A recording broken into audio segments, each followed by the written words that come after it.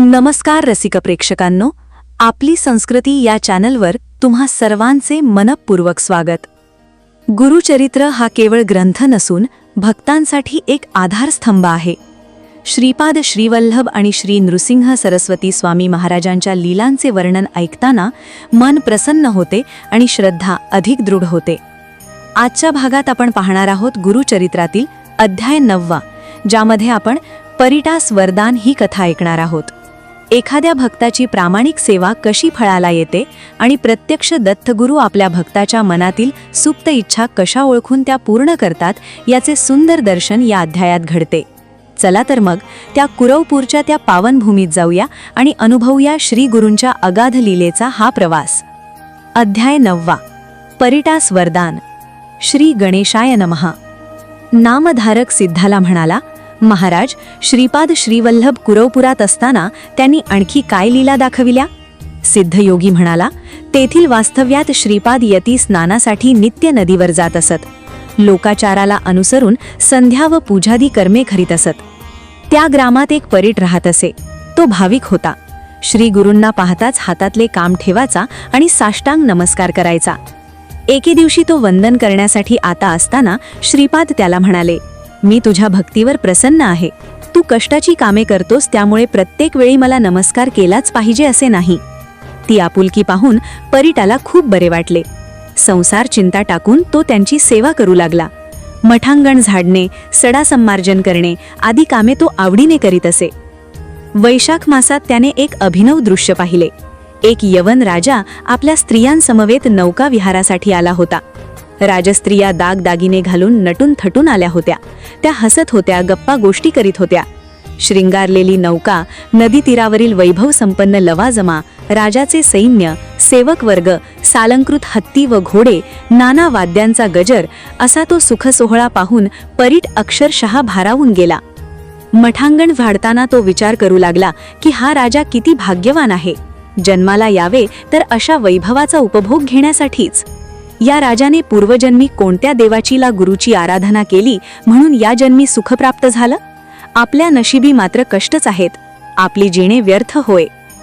तेव्हा त्याचे मनोगत जाणून श्री गुरु म्हणाले, परीटा, मनात काय चिंतन चालले आहे? तो म्हणाला, स्वामी, या राजाचे सुख आणि ऐश्वर्य पाहून मला त्याचा हेवा वाटला। आपल्या नशिबी हे सुख नाही म्हणून खंत वाटली। पण असा विचार मी का करू? तुमच्या चरणांची सेवा हेच माझे सौख्य आहे। त्यावर श्री गुरु म्हणाले, परीटा, तू जन्मालापासून कष्टच करीत आहेस। सांसारिक सौख्य कधी अनुभवलेच नाहीस, त्यामुळे तुझ्या मनात सुखोपभोगांची इच्छा निर्माण होणे साहजिक आहे। त्या तुझ्या इच्छा पूर्ण झाल्याच पाहिजेत, अन्यथा मोक्षप्राप्तीत अडथळा येईल। म्हणून पुढील जन्मात तू यवन जातीत उत्पन्न होऊन बेदरचा राजा होशील असा मी तुला आशीर्वाद देतो। तुला सर्वोत्तम राजभोग व समस्त ऐश्वर्य प्राप्त होईल। परीट म्हणाला, पण त्या जन्मातही तुम्ही मला अंतर देऊ नका। श्री गुरु म्हणाले, तू माझा निस्सीम भक्त आहेस, मी तुला तसे अंतर देईन। तुझ्या वृद्धापकाळी नृसिंह सरस्वती रूपाने मी तुझी भेट घेईन। तुला ज्ञान देऊन या जन्मीची खूण सांगेन। ते राजभोग याच जन्मात भोगायचे असतील तर तसे सांग। परीट म्हणाला, त्या भोगांचा या म्हातारपणी मला काय उपयोग? ते सर्व सौख्य पुढील जन्मातच तरुणपणीच भोगेन। तेव्हा तथास्तु म्हणून श्री गुरूंनी त्याला निरोप दिला। घरी गेल्यावर परीट मरण पावला। कालांतराने त्याने बेदरच्या राजवंशात जन्म घेतला। ती कथा पुढे सांगणारच आहे। परीटाची कथा सांगून सिद्धयोगी म्हणाला, नामधारका, श्रीपादांच्या वास्तव्याने कुरवपूर पवित्र झाले। त्या गुरुपीठाचे महात्म्य फार थोर आहे। अवतार कार्य पूर्ण होताच श्री गुरु आश्विन वद्य द्वादशीस मृग नक्षत्रात असताना गंगेत गुप्त झाले। ते लौकिकदृष्ट्या अदृश्य झालेले असले तरी सूक्ष्म रूपाने तेथेच आहेत। त्यांचे कार्य अखंड चालूच आहे।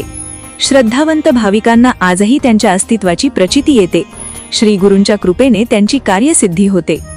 तर रसिकहो, हा होता गुरुचरित्रातील अध्याय 9।